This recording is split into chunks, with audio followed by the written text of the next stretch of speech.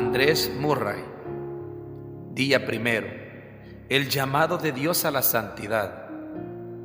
Primera de Pedro capítulo 1, verso 15 al 16. Más bien, sean ustedes santos en todo lo que hagan, como también es santo quien los llamó, pues está escrito: sean santos porque yo soy santo. El llamado de Dios es la manifestación en el tiempo del propósito de la eternidad. A los que predestinó, también los llamó. Romanos capítulo 8, verso 30. Los creyentes son llamados de acuerdo con su propósito. Romanos capítulo 8, verso 28. En su llamado, Él nos revela cuáles son sus pensamientos y su voluntad para nosotros, y la vida que nos invita a vivir. Nos hace ver con claridad cuál es la esperanza a la cual somos llamados, y a medida que comprendemos y entramos en ella, nuestra vida en la tierra se convierte en un reflejo de su propósito eterno. Las Sagradas Escrituras utilizan más de un término para indicar el objetivo o la meta de nuestro llamamiento, pero ningún otro se usa con mayor frecuencia que el que el apóstol Pedro menciona aquí. Dios nos ha llamado a ser santos, así como Él es santo. Romanos capítulo 1, verso 7 y 1 Corintios capítulo 1, verso 2. Cuando nos llama, el Padre descubre el propósito que desde la eternidad tenía en su corazón, que seamos santos. Este llamamiento de Dios nos muestra el verdadero motivo para la santidad. Sé santos porque yo soy santo. Es como si Dios dijera: la santidad es mi bendición y mi gloria. Sin ella, ustedes no pueden verme ni disfrutar de mí. Teniendo en cuenta la naturaleza de las cosas, no hay nada superior que pueda concebirse. Te invito a compartir conmigo a través de ella. Te invito a ser como yo. ¿No te conmueve la idea, la esperanza de ser participantes conmigo de mi santidad? No tengo nada mejor que ofrecerte. Yo mismo me ofrezco a ti. ¿No clamaremos al Señor que nos muestre la gloria de santidad y que nos ayude a estar dispuestos a entregarlo todo en respuesta a su maravilloso llamado? Cuando nos llama el Padre, devela el propósito que desde la eternidad tenía en su corazón, que seamos santos. Cuando escuchamos su llamamiento, también nos muestra la naturaleza de la verdadera santidad. Ser santos es ser como Dios es tener una disposición, una voluntad, un carácter como el de Dios. La sola idea parece incluso blasfemia hasta que escuchamos con atención la siguiente declaración: Dios nos escogió en Él desde antes de la creación del mundo, para que seamos santos y sin mancha. En Cristo, la santidad de Dios apareció en un ser humano. En su ejemplo, en su mente y su espíritu tenemos la santidad del Dios invisible, expresada en la vida y la conducta humana. Ser como Cristo es ser como Dios, y ser como Cristo es ser santo. Como dice Dios, es santo. Padre, tú me has llamado a la santidad, pero ¿cómo puedo ser santo como tú? Espíritu Santo, muéstrame lo que es la santidad, tu santidad primero y luego la mía. Muéstrame la indecible bendición y gloria de ser partícipe de Cristo y su santidad. Amén. Día número 2. La provisión de Dios para la santidad. A los que han sido santificados en Cristo Jesús y llamados a ser su santo pueblo. 1 Corintios capítulo 1, verso 2. Santos en Cristo. En estas dos frases tenemos tal vez las palabras más maravillosas de toda la Biblia. Santo, la palabra de insondable significado que expresan los serafines con sus rostros cubiertos. Santo, la palabra en la cual se centran todas las perfecciones de Dios y de la que es manantial su gloria. Santo, la palabra que revela el propósito que Dios tenía en mente con respecto al hombre y que habla de lo que será la suprema gloria del mismo en la eternidad futura. Ser partícipe de su santidad. En Cristo, las palabras en las que se descubren la sabiduría y el amor de Dios, el Padre que da al Hijo para que sea uno con nosotros, el Hijo que muere en la cruz para hacernos uno solo consigo mismo, el Espíritu Santo que mora en nosotros para establecer y mantener esa unión, en Cristo la lección única que tenemos que estudiar sobre esta tierra, la respuesta de Dios a todas nuestras necesidades en Cristo, la garantía y la degustación de la gloria eterna. Aquí está la provisión de Dios para nuestra santidad, su respuesta para nuestra interrogante: ¿cómo ser santo? Qué riqueza de significado y de bendición hay en las palabras combinadas: santos en Cristo. Aquí está la provisión de Dios para nuestra santidad, su respuesta para nuestra interrogante: ¿cómo ser santos? Escuchamos el llamado a ser santos, pero parece existir un inmenso abismo entre la santidad de Dios y la del hombre.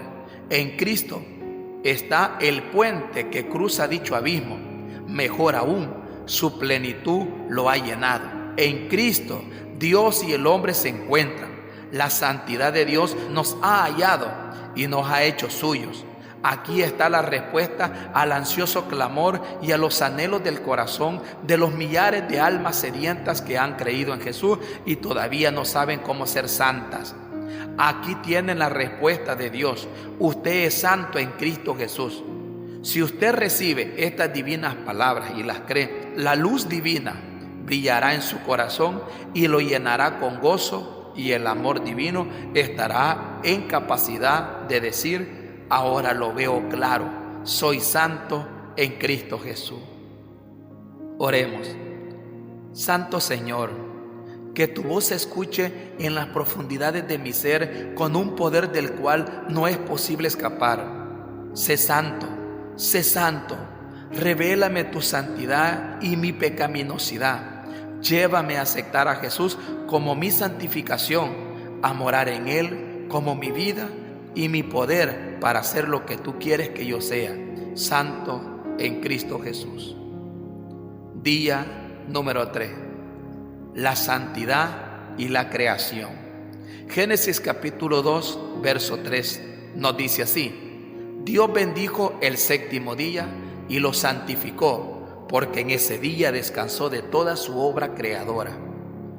El Génesis es el libro de los comienzos. Le debemos a sus 3 primeros capítulos la luz divina que arroja sobre los muchos interrogantes que trascienden la sabiduría humana. Y ellos llegamos también en nuestra búsqueda de la santidad. En todo el libro de Génesis, la palabra santo aparece solo una vez, pero esa sola vez nos abre el manantial secreto del cual fluye todo lo que la Biblia tiene para enseñar acerca de esta bendición celestial. Cuando Dios bendijo el día séptimo y lo santificó, lo exaltó sobre los otros días y lo separó para una tarea y una revelación de sí mismo, superando en gloria todo lo precedente. Aquí vemos el carácter de Dios como el santo que santifica, entrando y descansando, y el poder de bendición con el cual va acompañada siempre la santificación. En los 6 días anteriores, la frase clave es: Dios creó, pero ahora se nos dice que algo superior a la creación, algo por lo cual existe la creación, nos va a ser revelado. El Dios Todopoderoso, el Omnipotente, se da a conocer ahora como el Santísimo y revela su carácter como el Santificador. Tanto santificar como crear son exclusivamente obras suyas. Tanto santificar es exclusivamente obras suyas como crear. Dios santificó el séptimo día porque en Él descansó de toda su obra. Él regresa de su trabajo creador a regocijarse en su amor por el hombre que ha creado.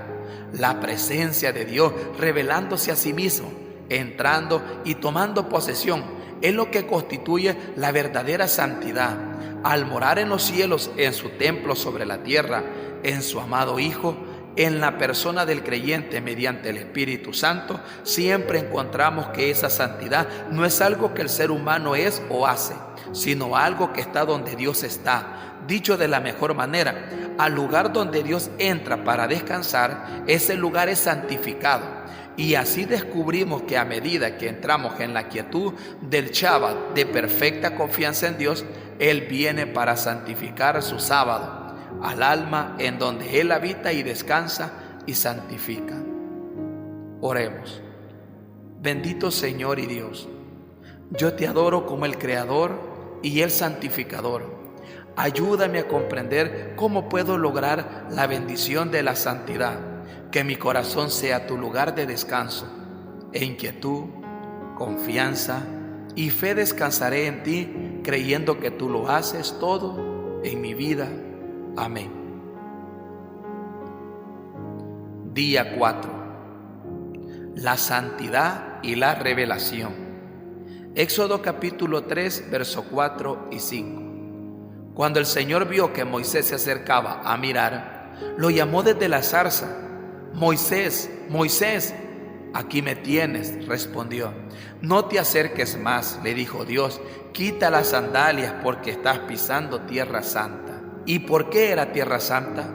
Porque Dios había llegado allí y la había ocupado. Donde Dios está, hay santidad. Es la presencia de Dios la que santifica. Vimos esta realidad en el paraíso, cuando fue creado el ser humano. Y en este pasaje donde las Escrituras utilizan la palabra santo por segunda vez, este hecho se repite y enfatiza.